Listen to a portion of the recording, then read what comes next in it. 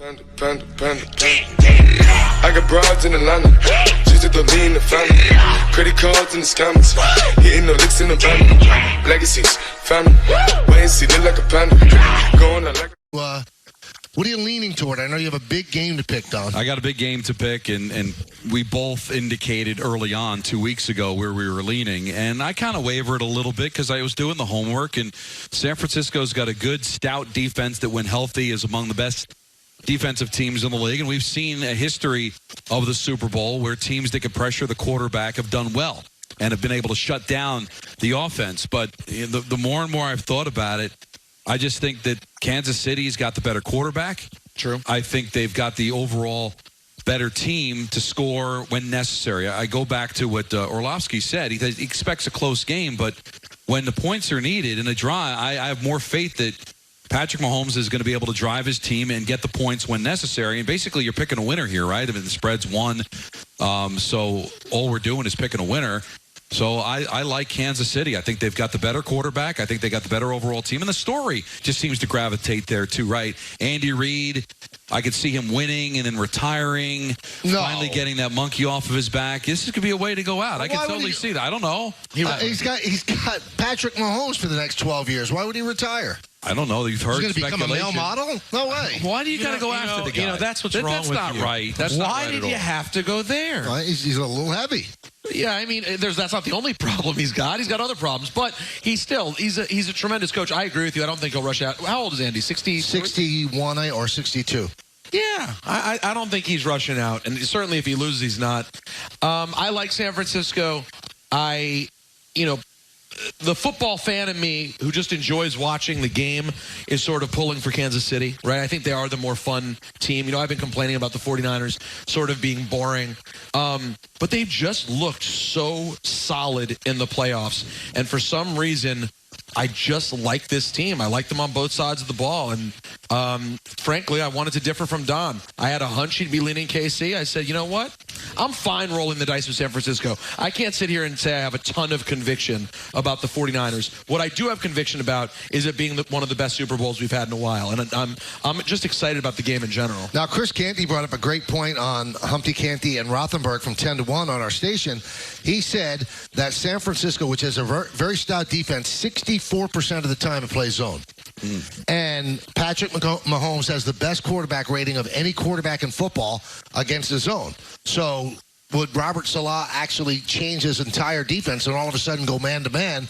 I mean, that'd be a tough thing to do over a 2-week span. All of a sudden change your defensive philosophy to stop a quarterback that eats up zones. And you could do that if you want, but then there's going to be that not knowing exactly how that's going to play itself out. If you play that much zone, it's because you're successful at it. So you're almost playing to maybe the defense's weakness, and maybe that plays into the hands of Kansas City. I brought this up yesterday. The history of the Super Bowl says that good defenses stop good offenses. We saw the Giants put pressure on Brady. Giants won those 2 Super Bowls. We saw Denver get shut down when Peyton Manning was still an elite quarterback. Not the quarterback that eventually won the Super Bowl, but that team in New York against Seattle, it was no contest. Seattle was just amazing defensively. But ask yourself, is San Francisco among the great defenses, like that Denver defense, like that Baltimore defense, like that Giant defense putting pressure on the quarterback? And most of those quarterbacks were pocket guys where pressure is going to make them succumb. Mahomes can buy time. Now, a lot of people reacted to what I said on Twitter and said, well, what about Denver shutting down Cam Newton? No offense to Cam Newton. I don't know if he's Patrick Mahomes. He's not. He's close. But I don't know if he's Mahomes. That year, he was very good. But he wasn't as athletic. He's not the athlete Patrick Mahomes is. And he also didn't look ready for that game, right? He seemed like he was overwhelmed by the moment. Do you see Mahomes being overwhelmed by this moment? It almost feels like he's been meant to be in this moment. And they were knocking on the door the last couple of years, and maybe this is the time where they finally knock it down. They could have been going for 2 in a row. If Dee Ford doesn't line up an inch offside, and now Dee Ford's on the other side with the San Francisco 49ers. Now, the 49ers do have a great front 4, but they're very fast. They're not big, but they're very fast. So that maybe could counteract some of the advantage that Mahomes has because of his maneuverability. But those upsets that you talked about, Tom Brady, even Chris Canty spoke about this. We knew exactly where he was going to be. Yeah. He's going to be 5 feet behind the center in the pocket. Same thing with Peyton Manning. Patrick Mahomes is not going to hang in the pocket if there's going to be any kind of pressure. So I think that could subvert some of the pressure that San Francisco is going to bring. And he just makes so many great plays. He can buy the time to kill you with his arm, and if he scrambles, we saw that against Tennessee. One of the great plays we've seen in the postseason where he can just bust it for 40 yards, score a touchdown, and nothing's more frustrating for a defense or a fan. You know this for a fact, Peter, being a Redskin fan. You got that team 3rd and long, and the quarterback scrambles and just gets out of bounds like a half yard past that line. It frustrates you because you diagnosed it. You figured out the play, and then the quarterback's legs buys them a fresh set of downs. I could see that totally happening. Now, in you're San saying Francisco. I know that as a Redskins fan because it gets done to me so often. No, I'm saying because you're passionate and you're watching a football to know that when that happens to you, it breaks your back and your heart. And specifically, it happened for the Redskins twice in the playoffs against Russell Wilson, where every time you think you have him, he does that. And that is one of the things that'll be a big challenge.